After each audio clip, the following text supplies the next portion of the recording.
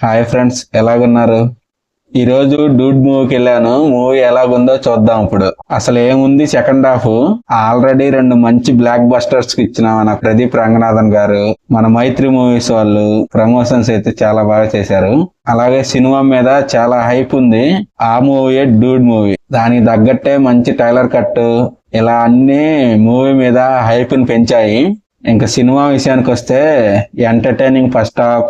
గత రెండు సినిమాల్లో మన ప్రదీప్ రంగనాథన్ గారి స్ట్రాంగ్ జోన్ అయిన కామెడీతో ఫస్ట్ హాఫ్ అంతా నడుస్తుంది. మంచిగా నవ్వుకుంటాం, ఫీల్ అవుతాం, అర్థమయ్యి అవ్వనట్టు తెలుగు డబ్బింగ్ సాంగ్స్ ని బాగా ఎంజాయ్ చేస్తాం. ఎందుకంటే స్టోరీ అలాంటి మూమెంట్ లో ఉంటుంది. ఒక మంచి Pradeep Ranganathan style first half ని చూస్తాం. ఇక అదే ఫీల్ లో ఇంటర్వెల్ లో ప్లేట్ సమోసా, కూల్ డ్రింక్ తెచ్చుకొని హ్యాపీగా సెకండ్ హాఫ్ కి రెడీ అవుతాం. అసలైన తలనొప్పి అప్పుడే స్టార్ట్ అవుతుంది.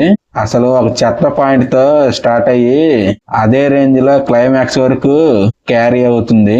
సెకండ్ హాఫ్ విషయానికి వస్తే అది బాగలేదు ఇది బాగలేదు అని కాదు, అంతా క్రింజే. అక్కడక్కడ మన ప్రదీప్ రంగనాథన్ కామెడీ అలా నెట్టికెళ్తుంది. మిగతాదంతా డొల్ల, ఏం ఉండదు. క్లైమాక్స్ లో అయితే వాళ్ళకి నచ్చిన పాయింట్ చెప్పారు, కానీ అది వినే మూడే మనకు ఉండదు.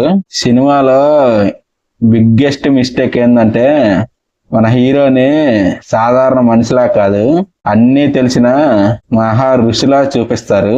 దాని వల్లనే మన హీరో క్యారెక్టర్ సెకండ్ హాఫ్ లో అంతగా నచ్చదు జనాలకి. ఇంకా కాస్టింగ్ విషయానికి వస్తే హీరో మన ప్రదీప్ రంగనాథన్ గారు తన స్టైల్లో కామెడీతో మనని అలరిస్తారు. ఇంకా హీరోయిన్ తండ్రిగా చేసిన మన శరత్ కుమార్ గారు తనదైన యాక్టింగ్ తో చాలా బాగా చేశారు.